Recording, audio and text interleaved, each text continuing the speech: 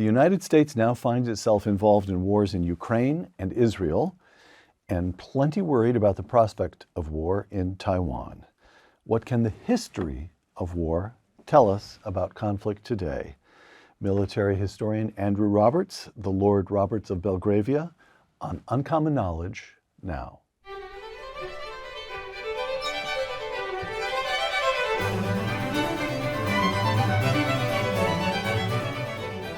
Welcome to Uncommon Knowledge. I'm Peter Robinson.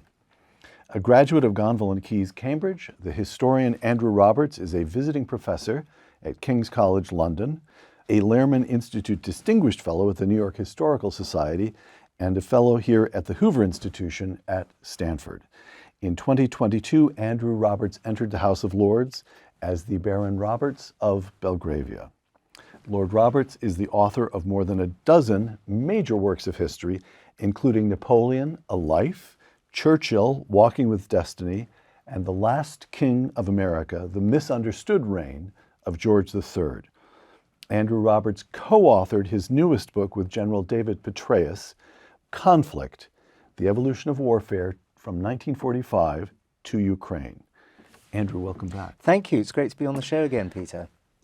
You write books by yourself, but this time you had a co-author. How did that come about?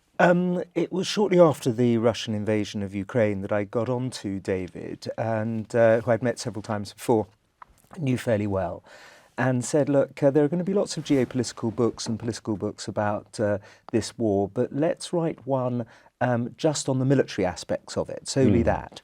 And we got a publisher, and the publisher understandably said, how are you going to divvy up the chapters?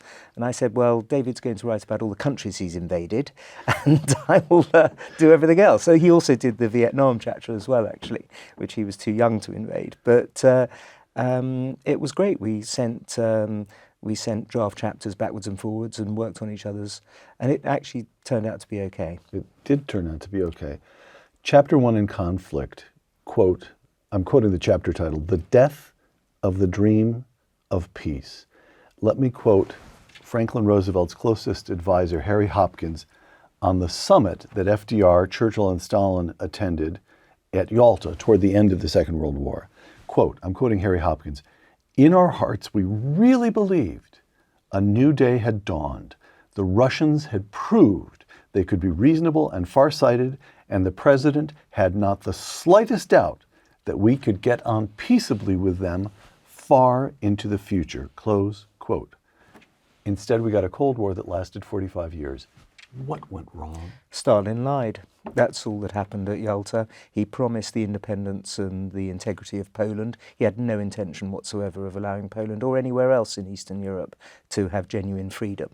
And he essentially conned both FDR, but also Winston Churchill, who came back and told the cabinet and people in his entourage that he too believed that Stalin was going to be somebody that they could do business with. Yeah, this brings us to the House votes. This brings us, I'm sorry, I can't resist it, because I love Churchill almost as much as you do, but only almost, because there is this moment in Churchill when he returns from Yalta and really pushes hard to get the House of Commons to endorse the deal that he and Franklin Roosevelt cut with Stalin at Yalta, which is to lay out the framework of the post-war Europe, including a free Eastern Europe, which of course never happened. And it turns out to be quite a close-run thing, and Churchill defends Stalin as trustworthy in a famous speech that he delivers in the House of Commons. And the list of dissenters actually is a remarkable list of some of the most serious and impressive men in British politics at the time, and indeed later, the Prime Minister briefly... Alec Douglas Hume. Yes, Alec Douglas Hume voted against it. Yeah, he did, yeah. So, okay, so hold that thought for a moment, and let me quote Conflict again. Leaders need to grasp the overall strategic situation in a conflict and craft the appropriate strategic approach, in essence, to get the big ideas right. And here we have, at the very onset of the Cold War, there's a moment when even Churchill gets the big ideas wrong. Well, you're not going to let that stand. No, I am. Okay. That's fine. That is right. Exactly. But by the time he delivers the Iron Curtain speech in Fulton, Missouri, And by the time Harry Truman delivers what becomes known as the Truman Doctrine. Thank you, the Truman Doctrine, in 1947. So very, very quickly, they get the big. Could you just discuss this? How do they go from momentary confusion to getting something so right that they set in place the architecture of the last 45 years? Yes, it is one of the most extraordinary years. That period between Yalta in the February of 1945 and the Iron Curtain speech on the 5th of March 1946 is a period of where Churchill's eyes are opened to the reality of what Stalin's wanting to do in Europe and beyond. And he sees things like Hungarian bishops being arrested and Czech politicians being arrested, and some terrible things happening to the returning Poles, the Polish army, hugely brave people, generals and colonels suddenly being banged up by the communist authorities there. And it dawns on him far earlier than anybody else, yes, because the Iron Curtain speech, of course, is denounced by the press and in Parliament and in your Congress. And Harry Truman distanced himself very much immediately from this. And it's only after that you get the Truman Doctrine, and it's not really until the Berlin airlift of the May of 1948 that people really do recognise, even people on the left recognise that Stalin is not the great Uncle Joe cuddly bear figure that he was made out to be, understandably, for political propaganda reasons during the Second World War. Right. So I want to take you on this kind of... this is frustrating with your books particularly, because one thought leads to another. One chapter leads to another. Your books are very carefully constructed. Even when you're working with a co-author, they're very carefully constructed. But this is television, and I have to take these at a gallop. So the notion here is to take a few chapters and treat them as fences, and we'll go over them together if we can. Of course, yeah. So here's something that's a kind of theme of the whole book. You talked a moment ago about conflict being about the military aspects, but it's about leadership. And it's really about political leadership again and again, isn't it? Yes, yes, absolutely. No, you've hit the nail on the head there, because soldiers have to be politicians as well, not just in the countries that they're fighting in, but also in a sense they have to be politicians back home domestically with regard to the way that they interact with the political situation at home. You see this as a classic example, of course, being Douglas MacArthur in Korea. But what we have tried to do with this book is to actually look at the fighting on the ground and the way in which the leaders, different leaders, military and political, but primarily military, have tried to get the big picture right. You mentioned that quote. That is the most important sort of takeaway from this book, is that a strategic leadership is so vital that it can lose a war where you start off with many more men and controlling the cities and having far better equipment and so on. You can still lose if you have the strategic leadership right, classic example being the Chinese Civil War. Equally, if you get it right, you get certain things right. You can win even though you don't have all those things. Afghanistan. Terrorists attacked the World Trade Towers and the Pentagon on September 11th, 2001. The Bush administration decides within a day to go into Afghanistan to topple the Taliban and destroy al-Qaeda. By September 26, a CIA team is on the ground. It links up with the United Front, local forces that oppose the Taliban. And on the night of November 12th, the Taliban abandons Kabul. From the first forces on the ground to victory in less than 3 weeks. We can come in a moment to everything that went wrong in the years that followed. Yeah. But those 3 weeks were an astonishing military achievement, were they not? You literally have to go back to Napoleon capturing Ulm in 1805 to see something that was just so well organised, so swiftly done, with such extraordinary capacity for, as I say, leadership, but also the coordination of the American forces, and the coalition forces, but primarily American, of course. Yeah, it was a great victory. And how did that happen? Is this the moment where technology makes new events possible, or are we seeing that the American military has learned lessons from Vietnam about the need for speed and what's going on? Yes, the Pentagon learned a lot of lessons, not just from Vietnam, but really from the first Gulf War in the early 1990s. You also actually, although there was a very advanced technological weaponry, of course, you also had some of those CIA guys who were working with the Northern Alliance were actually on horseback. So you could go back to Napoleonic times, essentially, in the way in which some of these guys were getting to where they needed to be. The other, of course, very important aspect was the coordination of intelligence with air power.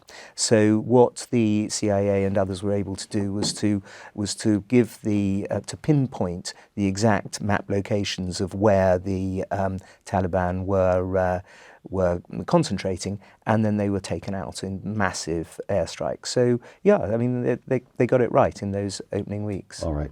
President Biden withdraws from Afghanistan in 2021 after the United States had kept troops on the ground and spent hundreds of billions, with a B, billions of dollars in aid for 2 decades. Yeah. The government we had attempted to set up for 20 years collapsed immediately, and the Taliban recaptured control in a matter of hours. Conflict. Quote, President George W. Bush, President Bush changed the mission in Afghanistan to one of nation building and support for the nascent Afghan government. While unavoidable and necessary, you don't give the reader an easy way out on this one. While unavoidable and necessary, this mission was never properly analyzed or resourced, close quote. Well, it was resourced, as you say, with hundreds of billions of dollars. But the actual, by the time that the Biden administration scuttled, in my view, from Afghanistan, you'd actually got down to a situation where very, very few, not a single American serviceman had died in the previous 18 months, for example, whereas you lost 13 Marines on one day once that decision had been taken. You were spending relatively small amounts. I know 25 billion a year sounds like a huge amount, but actually in the context of your $900 billion a year defense budget, it's peanuts, frankly. And you were able at that stage to keep the Taliban out of power. From one decision by your president, suddenly the whole thing gets overturned, and you lose the entire country. I want to go back to this quotation. President Bush changed the mission in Afghanistan to one of nation building and support for the nascent Afghan government. Was that getting the big idea wrong? No. Because the moment later you say, well, unavoidable and necessary. No, it wasn't getting the big idea wrong. The big idea that got wrong was Biden leaving. All right. Iraq, conflict, quote, air attacks on Iraq commenced on 19 March 2003, and the ground invasion was launched less than 24 hours later. Although not every aspect went according to plan, the operation succeeded well beyond the most optimistic expectations of coalition commanders. The operation went so successfully that the United States captured Baghdad on April 9th. Another astonishing 3 weeks. Is that correct? Again, up there with Napoleon at Ulm. It really is a incredible thing. Saddam's overthrown. Of course, they don't capture him until later on. I think it's the December that they actually find him hiding in the hole where he'd gone back to his hometown. But essentially, the apparatus had been dismantled. Okay. General Petraeus, I wrote the chapter on Iraq, so I'm quoting him now. And Afghanistan. Yeah. I'm quoting him once again. The Bush administration embarked on regime change in Iraq for a number of reasons. But on reflection, especially given the intelligence failure regarding weapons of mass destruction, one can ask whether any of those reasons represented an existential threat to the United States and its vital national interest, close quote. Well, coming from a man who commanded the Iraqi theater, that is quite a statement. It is a major statement. I think it's right. But they didn't know that at the time. That's the key thing.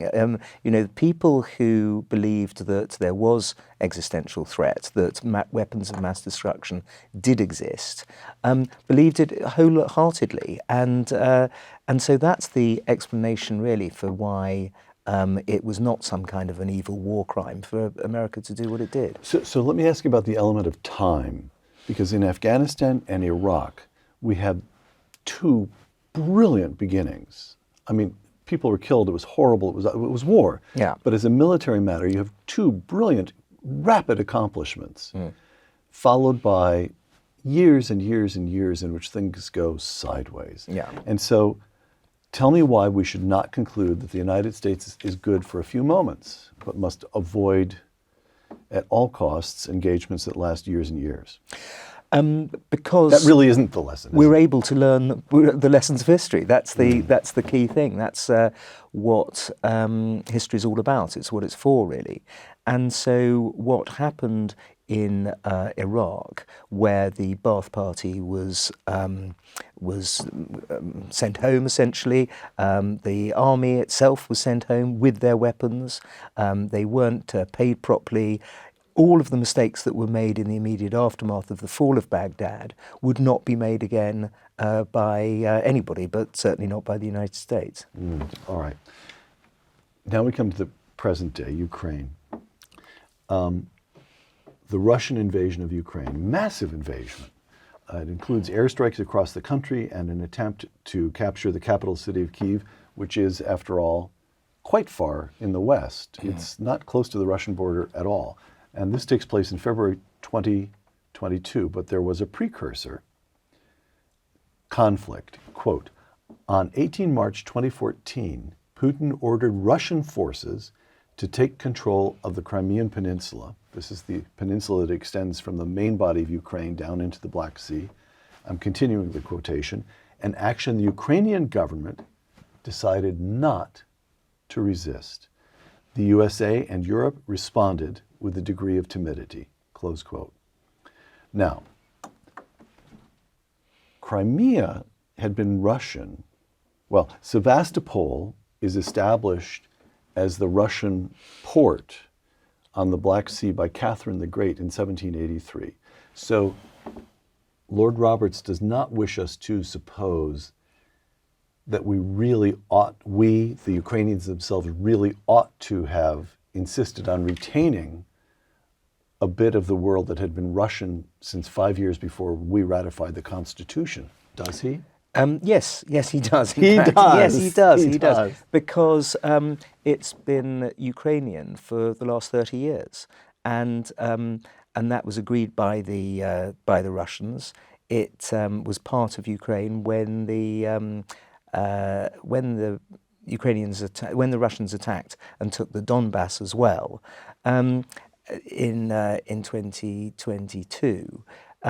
You have what is essentially a incredibly aggressive neighbour ripping up a treaty that's been around for almost the majority of the life of most Russians. So I think the last 30 years do matter enormously, and and you can see from what's happened since that they obviously matter enormously to the Ukrainians as well. All right.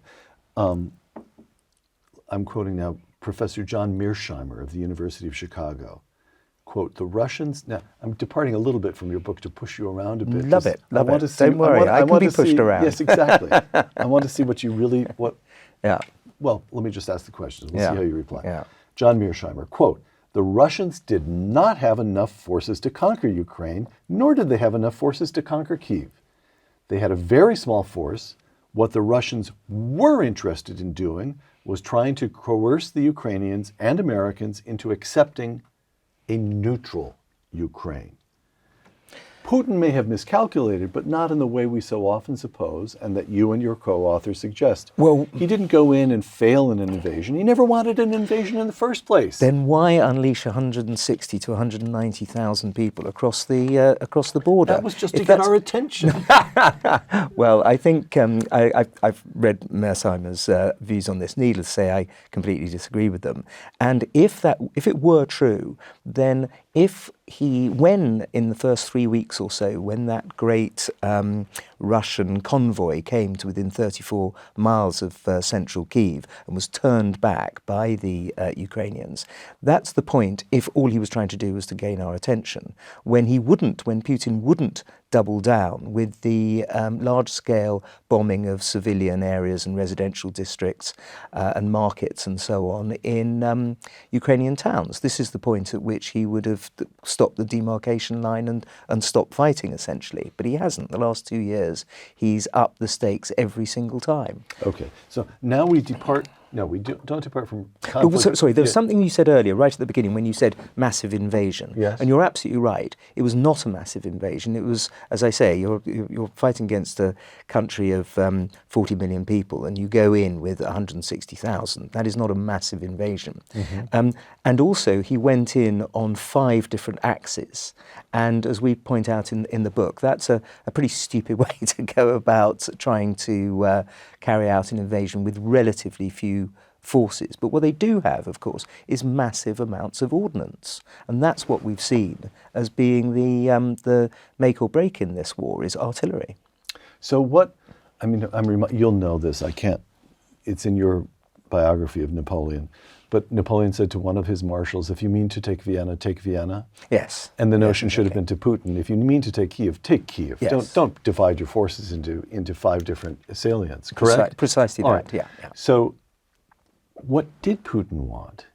He simply did want to subdue the entire country? He thought that he would be able to decapitate the leadership by taking Kyiv. That's why he sent the planes into Hostomel Airport, why he sent the assassination gangs into central Kyiv right at the beginning, because he thought that it would be the same thing as happened in Afghanistan, where the president stuffs his millions of dollars into a suitcase, gets on a helicopter and gets out. Instead, what he had was this tremendous Churchill with an iPhone, as Zelensky's called, who stays in Kyiv, keeps his family in Kyiv, tells Ukrainian men they're not to leave the country, and fights back.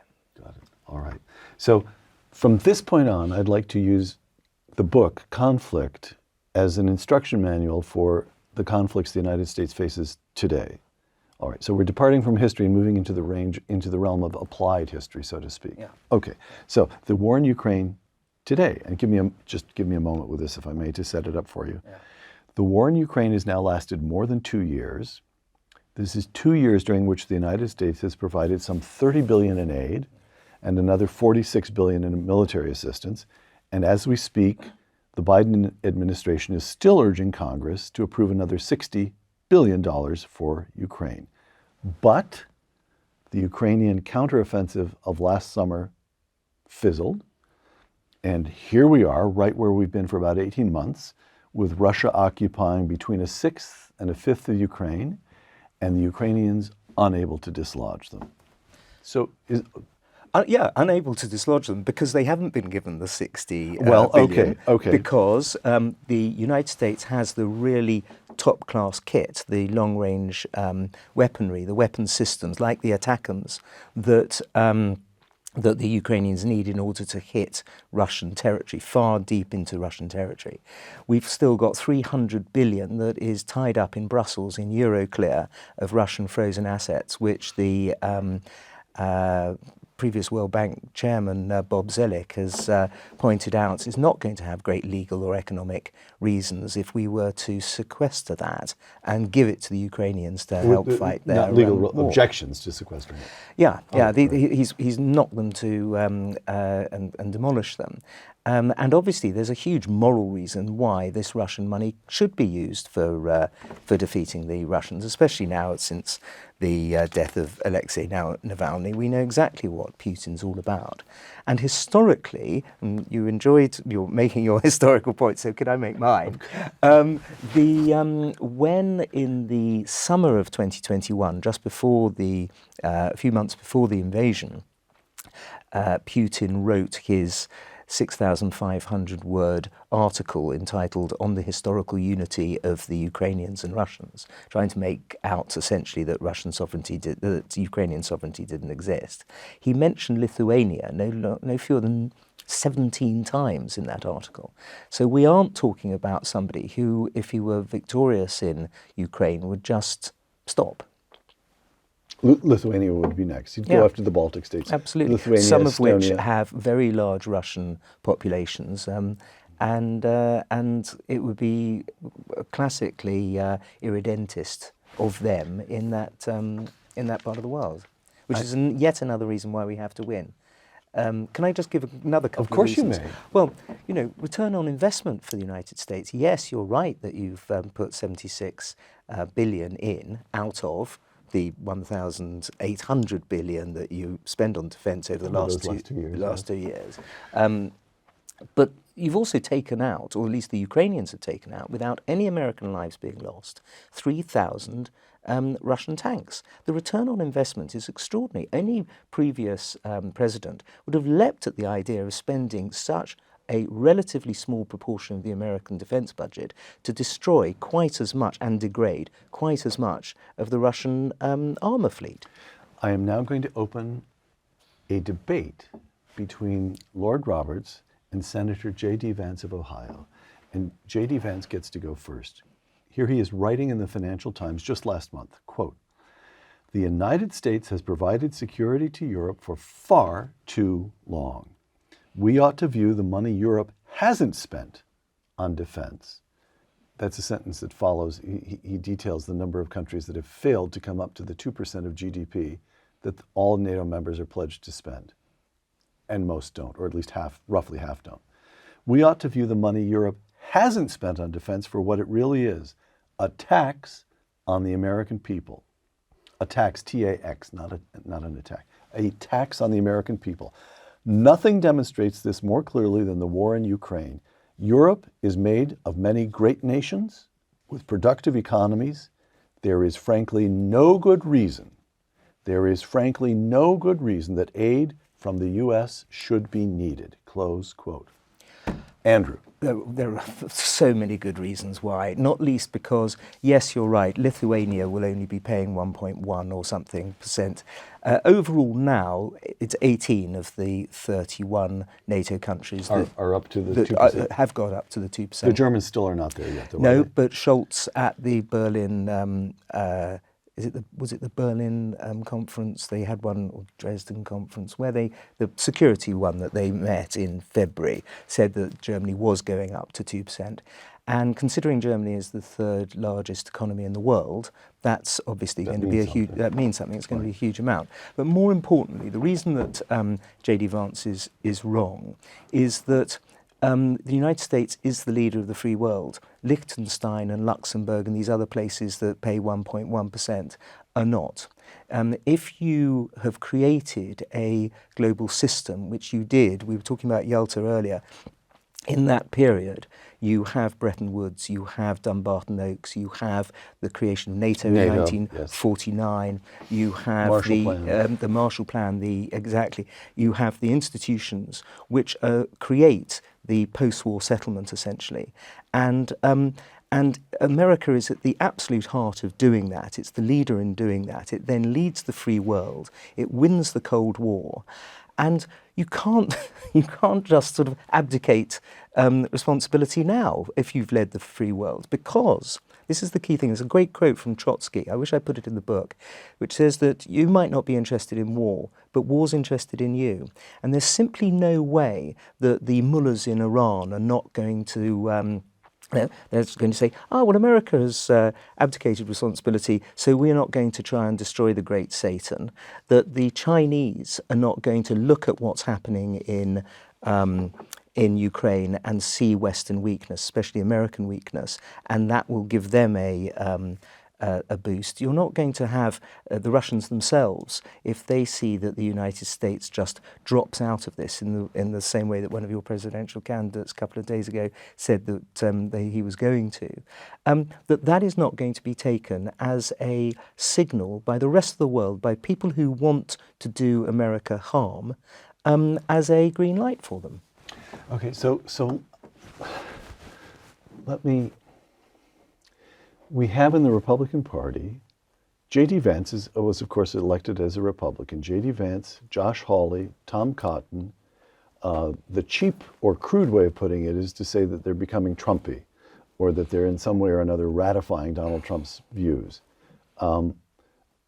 That is crude, because in those three men in particular, J.D. Vance and Tom Cotton and Josh Hawley, you have highly intelligent individuals. I would put them more, I think I would be much more kind to them and say that they are in the long tradition of, like Charles Lindbergh and the American First Isolationists before the Second World War. Maybe even you go back to the Washington farewell address about not avoid foreign entanglements. Exactly. I mean, there's a respectable argument that can be made for isolationism in the United States, I think, up until 1938, but not today, when the world's so much smaller. So let me put the argument, and then you tell me how you would address this tendency in the Republican Party. Because I think, well, no, let's just take this as well. Can you rely entirely on the Democratic Party? It seems to me that you have Joe Biden being very careful, particularly about Israel and Gaza, because he's a Democrat, and he's going to have a left flank of his own party. So what I'm saying is it's very important for the Republican Party, if you want your view to prevail, it's very important to persuade J.D. Vance and Josh Hawley and Tom Cotton. And the argument would go something like, let me make their argument if I may. Okay, yeah. As best I can, and briefly. Ukraine isn't our business. Germany does have the third biggest economy in the world. It also is in Europe. Let them deal with it. Let them pull themselves together and deal with it. I'm paraphrasing J.D. Vance, who said something striking the other day, that we want allies in Europe, not dependents. We don't want to establish satrapies in Europe. In Israel and Gaza, we have a situation that could get very much worse very quickly, very easily, particularly if Hezbollah becomes activated in Lebanon.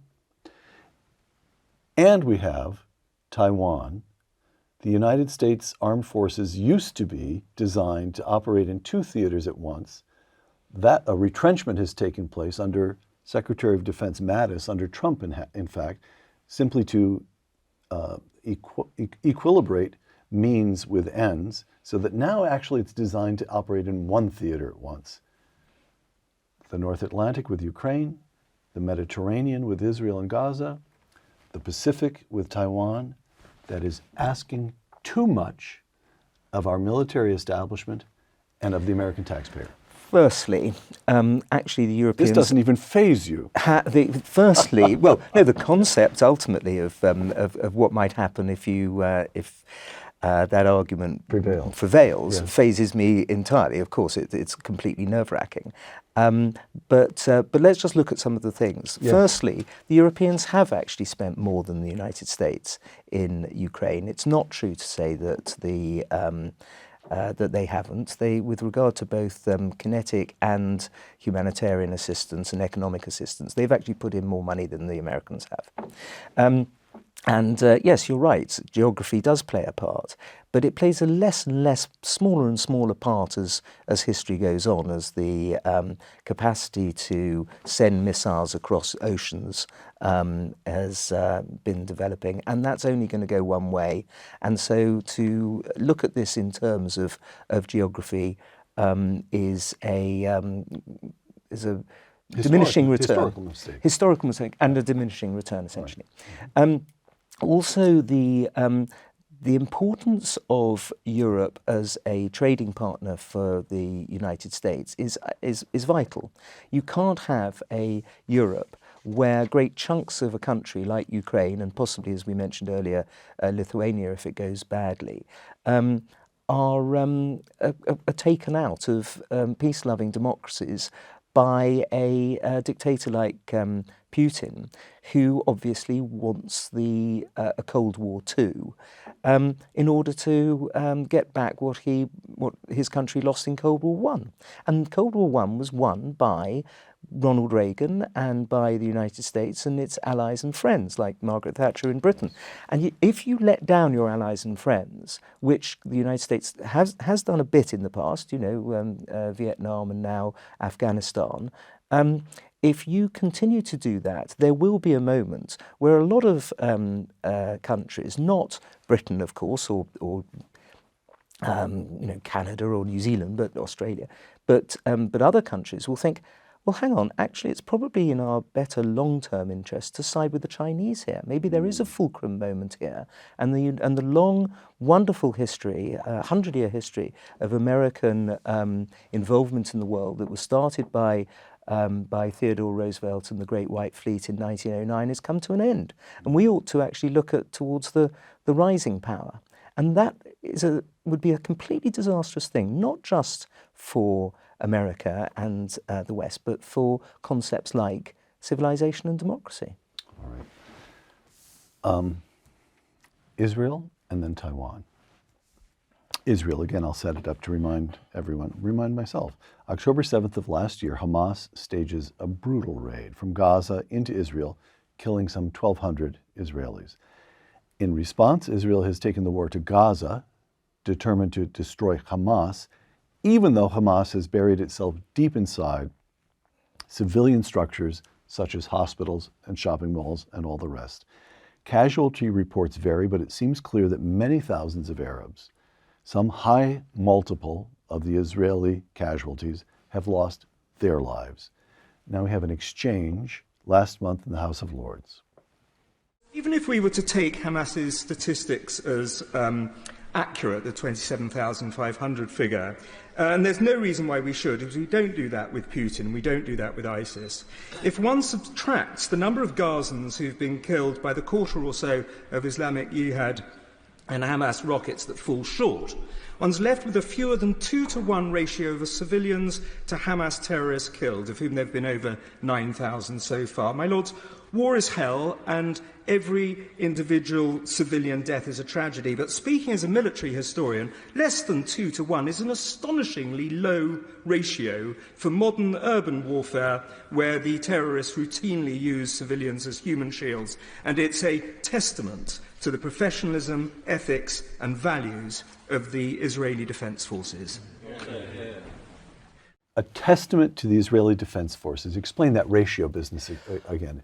Oh, well, it's pretty straightforward. When if you divide the number of people who've been killed in, innocent people who've been killed in Gaza by the Israeli Defense Forces, by the number of Hamas terrorists that they've killed, you get to a number that is less than 2-to-1. And this is an extraordinarily low number in terms of urban warfare, especially when Hamas uses its, as you mentioned earlier, its hospitals and so on as a way of trying to have human shields. So the notion that the Israeli Defense Forces are engaged in indiscriminate slaughter in Gaza is demonstrably false. Untrue. Exactly. Okay. And in fact, one needs to go a little bit further. I can't think of another army, including the British Army and the American Army, who, when faced with similar fighting in the past, has actually managed to keep the numbers of civilians so low. All right. So let me ask now about Israel and this question to which we keep returning of leadership. It's a book about the military. You're a military historian, but it keeps coming back to politics. So we have, in this country, in Israel, we have the amazing thing, the remarkable thing, not amazing, but remarkable, that before the attack by Hamas, Israel seemed deeply divided politically between, on all kinds of fault lines, religious versus secular, pro-Supreme Court, and all of this. Now Israel appears completely united. Is this true? It's united as a nation in its decision that it wants to fight to the bitter end to take out Hamas entirely and destroy. When I say Hamas, obviously I mean its military capacity in Gaza. You can't take it out as a political unit all over the Arab world. But yes, Israelis are not split at all on the ultimate need to essentially go into Rafah, which is where 6 of the last of the battalions, Hamas battalions, are, and to root them out and destroy them. It's not true, of course, Right. to say that Israel is united politically, because what I'm going to is it the never question is. is the question of true enough is the question of Bibi Netanyahu as prime minister conducting this war. When the country seemed, he'd been prime minister for a long time, the country seemed tired of him. He had allied himself with the more religious parties, so you have the split. He's on one side of the split, which means about half of the country is against him. And he's blamed, rightly or wrongly, I don't know. You may have seen intelligence or formed a judgment on this, but he seems to be widely blamed for permitting Hamas to stage an attack of that scale and scope on October 7th. And yet here he is, the man leading the country in war. Yes, I mean, he has the majority of the Likud, which is obviously the thing that keeps him as prime minister. I don't for one moment believe any of the conspiracy theories about him having the tiniest inkling. That's nonsense. It's absolute nonsense and really pretty sort of low and despicable So thing what do we have here to that's accuse him admirable? of. We have the toughness and determination of Bibi Netanyahu that's admirable. His refusal to have ceasefires until either the hostages are released, which isn't going to happen, or the at least in the near term, or the destruction of Hamas in Rafah. And then don't we also have to say that we also see admirable behavior on other members of the war cabinet, which include Benny Gantz, who is a member of a different party from that of Bibi Netanyahu? Absolutely, yeah. And don't we also have to say that the Israeli Let's mention populace, the voters, the whole, from top to bottom, this politics, you're really seeing the whole thing is admirable. It's fantastic. I mean, Is it not? look at what some ordinary reservists did whilst the Israeli army was unfortunately taking quite a long time to respond to the 7th of October. On the 7th of October, you saw reservists just grabbing their rifles and driving north to do whatever they could south to do whatever they could to help the situation. So immense bravery. As I've already said, the IDF, I think, are conducting an extremely impressive operation in Gaza. Also, people like Ron Dermer. Ron Dermer is the cabinet minister from the Likud party, who's in the war cabinet with Bibi, and is a tremendously impressive performer. I think a future Prime Minister of Israel, perhaps one day. And as you say, the other members of the war cabinet, although they're having rows about incredibly important aspects, nonetheless, this is what a war cabinet does. You know, I myself discovered the verbatim accounts of Winston Churchill's war cabinet, and they were going at it hammer and tongs the entire time. And of course they were, because there are the lives of thousands of people at stake. You know, there's no rule of war, an historian wrote, that says that men should die in battle, but that staff officers should not be vexed. And that is also true, of course, of cabinet ministers. Right. So can I ask then about we're staying on Israel for a moment longer. What do you make about the political leadership in this country, where you have the Biden administration continuing to support Israel in material terms, but rhetorically seeming to want to have it both ways, and indeed even sending a kind of series of envoys to Dearborn, Michigan, where there are 250,000 Arab Americans, Michigan being an important state, likely to prove a very important role in the presidential election. So you have this, rhetorically, we have to have a ceasefire, the Israelis must commit themselves to time certain Palestinian statehood, all of this taking. Now, again, I repeat, substantively, as best I can make out, we continue to give them the money and equipment they need to wage this war. But rhetorically, so what do you make of this? We've got exactly the same thing in England, where the Labour Party has some 40 seats, which have very substantial Muslim populations. And we've got the situation where a maverick politician, George Galloway, has just won a constituency, Rochdale, with a big swing that was basically the whole thing was about Gaza. And so understandably, a lot of Labour politicians are very worried that this is going to happen in their constituencies as well. The Conservative Party is, I think, a bit like the Republican Party, pretty solid and pro-Israel. although there are people, of course, who aren't. But overall, I think that they've both been pretty stalwart when it comes to supporting Israel. All right. Taiwan, 2 quotations. Conflict. I'm going back to the book. The Chinese, always astute students of history, have probably seen what has transpired in Ukraine as a cautionary tale. Up till now. This was okay. published in October. I'm now right. presently, actually, started this morning writing the paperback. The update with the new afterword, or you're going to include new chapters, because there's a new chapter on Gaza that I've got to write, and obviously there's also a new chapter regarding what Xi will be thinking if Ukraine goes wrong. Okay, so here's the question, or the argument that's taking place here is, on the one hand, you've got the argument that the defense of Taiwan runs through Ukraine. On the other hand, here's strategist Elbridge Colby. Brilliant person. He's written a marvelous book on strategy.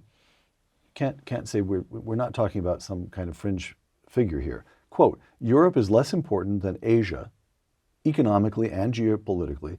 Everything should be going to Asia to deal with the Chinese threat.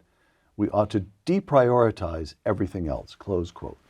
You are a major world power. You are the major world power. You are able to operate on more than one front. And if you're not, then this is going to be utterly disastrous for you, because you've got China, you've got Russia, you've got Iran. In a lesser way, you've got North Korea, even Venezuela. There are loads of countries in the world who hate America, and in order to keep them in their box, you have to be up for opposing them in each of the theatres, which you've managed to do for 70 plus years. I can't see why suddenly there's this sort of collective nervous breakdown about America being able to fight in more than one place. And by the way, you're not even fighting. That's the other thing. You know, there are no American troops who've died in Ukraine, none that have died in Gaza, and so far none that have died in Taiwan either. You know, it's not like the Iraq and Afghanistan, the war against terror, where you actually have Americans bleeding and coming back in body bags. All that these people, all that the rest of the world needs at the moment, free world that is your money rather than your blood. Okay, so I'm going to ask you, since you make this argument, I'm going to ask you to comment on the American psyche, because the answer to the point you just made, brilliantly, eloquently, as if you were in the House of Lords. I give you all of that. But here's the answer. You are asking us to go save the world when our own southern border has become open. During the entire administration of Donald Trump, as I recall the number, about 1 million people came to this country illegally, and that number fell during the administration as the Trump people got the border under control. And under the Biden administration, so far, some 7 million people have entered this country illegally. 7 million people. That's 7 times the population of Wyoming. It's as big as a major state. And Americans just say, I do not trust the federal government. There is no venture anywhere in the world that is as important as securing the rule of law to our own border.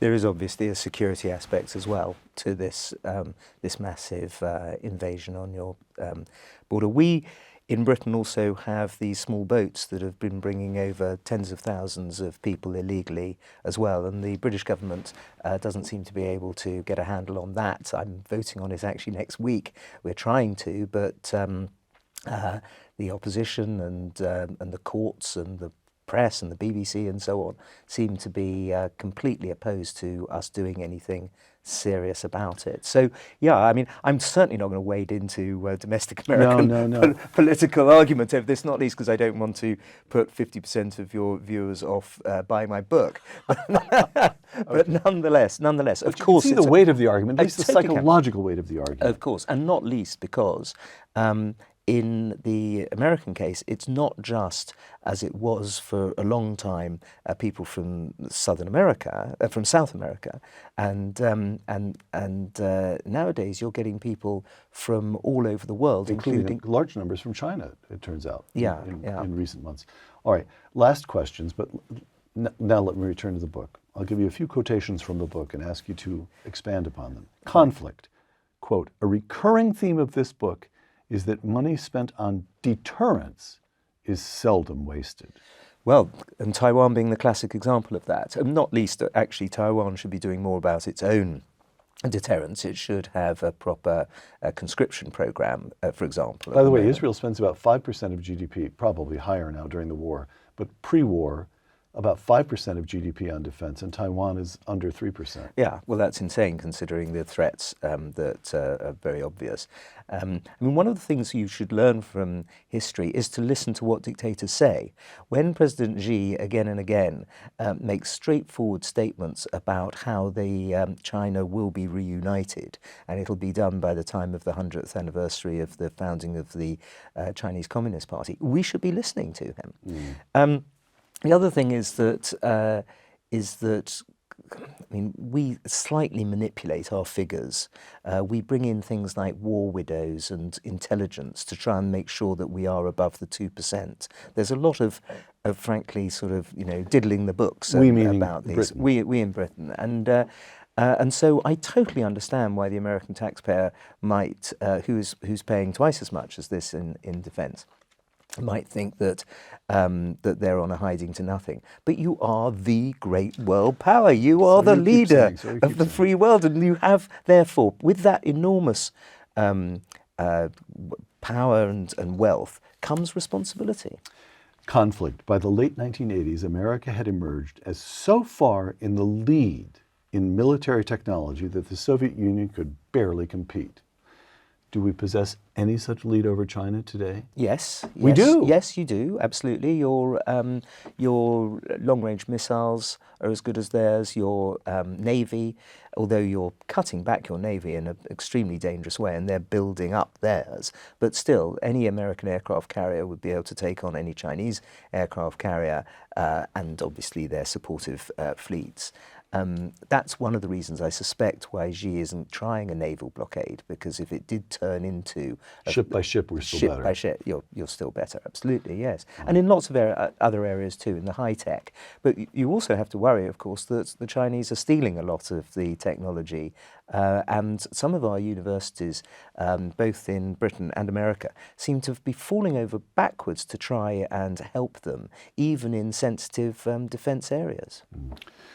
Conflict. Quote, Plato was right. Only the dead have seen the end of war. Close quote. Yeah, That's a rather grim comment from my usually cheerful friend. It's a grim comment. We'll blame Plato, I suppose. But Fair enough. but I know, I don't think human nature has changed that dramatically. It's one of the reasons that we still read ancient history and read Thucydides and Herodotus and so on, is because human nature hasn't kept up with our technological advances. And so war is going to be there, which is why we need to study it. And as I mentioned with the Trotsky quote, we might not be interested in it, but it's interested in us. A few last questions about, well, one question about the nature of history. I don't know if this is, if I were a student and you were a Don, you might bat this away as poorly formed, but I'm going to ask it anyway. How does history move such that we go from Margaret Thatcher, figure of staggering strength and importance and clarity, to Rishi Sunak, the current Prime Minister? We go from Ronald Reagan to Joe Biden. We go from, well, this goes on and on, but we go from Charles de Gaulle to Emmanuel Macron. We go from Helmut Kohl to Olaf Scholz, who doesn't, he's fumbling around. Yeah. How does it how did we feel, how is it that we have lived to see what feels like a kind of decline? Two things. First of all, obviously, I'm going to pick you up because my party leader, Rishi Sunak, is a highly intelligent and impressive man who does think strategically. And he's not Margaret Thatcher. He's not Margaret Thatcher. All right. And That's well, all and that, I agree with that. Of course I do. But the second... He's a graduate of Stanford Business School, by the way. Well, exactly. I didn't just chuck in that intelligent phrase. He is highly intelligent man. But, as you say, he's not Margaret Thatcher. And one of the reasons for that is that until recently, until essentially the recent rise of China over the last 15 years, we haven't had the threats necessary to throw up the great men and women. Look at the 19th. It's the time that produces the leader. The time that produces the leader. So look at the 1930s, where the British Prime Ministers were Ramsay MacDonald, Stanley Baldwin, and Neville Chamberlain. But when you get the crisis, you get Winston Churchill.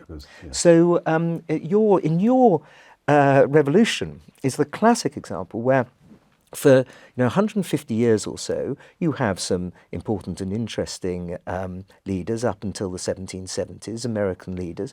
But then suddenly, in one decade, you have a constellation of giants, and infuriatingly. Washington, Adams, Jefferson, Madison, on and on. Yeah. Franklin, Hamilton, they just go, as you say, Monroe, they just go on and on. And it's infuriating that you did manage to do that, by the way, but in one. Look at Periclean Athens. For the previous century and a half, there's very little that comes out of Athens. Then you have Themistocles and Cimon and Pericles and giants, Alcibiades, you can argue over, but and it was Persia that brought them forward? And it was Persia. It was the threat from Persia. Persia, exactly. And battles like Marathon and Salamis let people recognise that they have to step forward. The best people have to step forward. We're not getting the best people stepping forward, certainly in British politics at the moment. We have personal threats. We have the Palestinian organisation that demonstrates outside MPs' homes. We have the ghastly attacks on social media and so on. That speech that you very kindly showed earlier I've had lots of physical threats sent to me because of that. Because you rose and spoke in the House of Lords? Because I spoke in favour of the Israeli Defence Forces. I mean, good people are not going into politics because it's a pretty terrible job. But they should be now, because we are starting to see threats to the Western way of the world that, unless we do get good leaders, we're not going to be able to survive. So that old phrase, cometh the hour, cometh the man, cometh the person, I suppose we have to say now. Yeah. But Margaret Thatcher, cometh the woman. Cometh the woman, Yeah. cometh the woman. The challenge calls forth the leaders. It should do, but the trouble is, obviously, if you have a system like we both have, where you don't really get a chance to become leader of a country unless you're in your 40s or 50s, in your case, considerably older than that, in the case of the United States at the moment. It takes some time for these leaders to come forward. They need to have learned politics. They need to have learned the craft. They need to have read history. And read history. The role of the historian, an exchange between Lord Roberts of Belgravia and a certain movie director. This is you commenting on, you, the author of Napoleon, A Life, which we discussed on a program here some years ago. And this is you commenting on last year's big movie, Napoleon. Quote, this is just, quote, of the 2 hours and 38 minutes, I'd say 38 minutes were accurate. Yeah. Ridley Scott, who was the director of the movie Napoleon, quote, when I have issues with historians, I ask, excuse me, mate, were you there? No? Well, shut the up. Close quote. I know. Amazing, isn't it? I think that when he made Gladiator, he didn't need historians terribly much, because we don't really know that much about ancient Rome compared to Napoleon. But with Napoleon, we have well over 500 sources of people who knew Napoleon, worked with Napoleon, served under Napoleon, and wrote about him, and wrote letters and diaries and so on. And so actually we shouldn't be shutting the F up. We should be looking at the sources, which he could have done, Ridley Scott, when he was making this $300+ million movie. A mere pittance for you as technical, as historical advisor. It was 1% of that, less, probably 0.1% of that. But instead, he decided not to hire any historians, and the result is a a film with lots of very nice uniforms and dresses and palaces and so on. But as far as the history is concerned, it's complete tripe from beginning to end. All right. Last question, Andrew. Back to military history. As conflict makes clear, the pace of change keeps increasing. The crossbow becomes a common feature on the European battlefields in the 12th century, gunpowder in the 14th. 2 centuries you've got to adjust there. But since 1945, we've seen the development of nuclear weapons, of smart ordnance, now of artificial intelligence. Conflict, quote, with AI, warfare will almost certainly evolve beyond recognition, close quote. Now And space. Remember space, of course. And space. Let's so we've added a dimension, so to Exactly. speak. Yeah, Land, sea, air, Yeah. space. Now consider a passage. I'm going to give this to you in a moment, but I'll finish setting it up. Now consider a passage from Clausewitz. Quote, if one side uses force without compunction, that side will force the other to follow suit. Even the most civilized of peoples can be fired with passionate hatred of each other. This thesis must be repeated. War is an act of force, and there is no logical limit to the application of that force. Close quote. So we have Russia, Israel, China, India, Pakistan, all nuclear powers, Iran seeking to become a nuclear power. And I think it's fair to say, although I couldn't prove this, maybe there's polling somewhere, but I think it's fair to say that people feel there's a palpable sense of danger now, in this country certainly, I think, that didn't exist 10 years ago. The world is getting dangerous. Now, this notion, this kind of tit for tat notion, you move, he must move. This is the logic of war, and there's no ceiling on it. Against that, we have the Cold War, where the 2 major superpowers were both sitting on arsenals of thousands, literally thousands of nuclear weapons, and didn't use them. So how does it all end? Well, you're right. I mean, is there such a thing as the Thucydidean trap, as Graham Allison so brilliantly Explain that concept. It's Thucydides wrote about the Peloponnesian War, in which Athens fought Sparta, and argues that they had to fight because they were of equal and competing strength and power. And so you see sometimes in history rising power like Wilhelmine Germany, Imperial Germany in 1914, taking on the established powers of Britain and France because it can, because it's sort of forced to by an ineluctable drive. But the invention of nuclear weapons, I think that film Oppenheimer shows this very well, especially that last scene, should have essentially stopped all that, should have ensured that the Thucydidean trap was something we could all escape, because we know that it ends ultimately in mutually assured destruction. So the key thing is, again and again, to ensure that when President Xi wakes up in the morning, he thinks, is today the day I'm going to invade Taiwan? And he looks at the powers and the deterrence that the United States and others have put forward, and he always, every single day, says no. And so this goes back to your original point about the importance of deterrence. There is nothing that is inherent in the human condition that wants to commit suicide, and therefore we should be able to get through this. Andrew Roberts, co-author of Conflict, The Evolution of Warfare for 1945 to Ukraine, now working on the paperback edition. Thank you. For Uncommon Knowledge, the Hoover Institution, and Fox Nation, I'm Peter Robinson.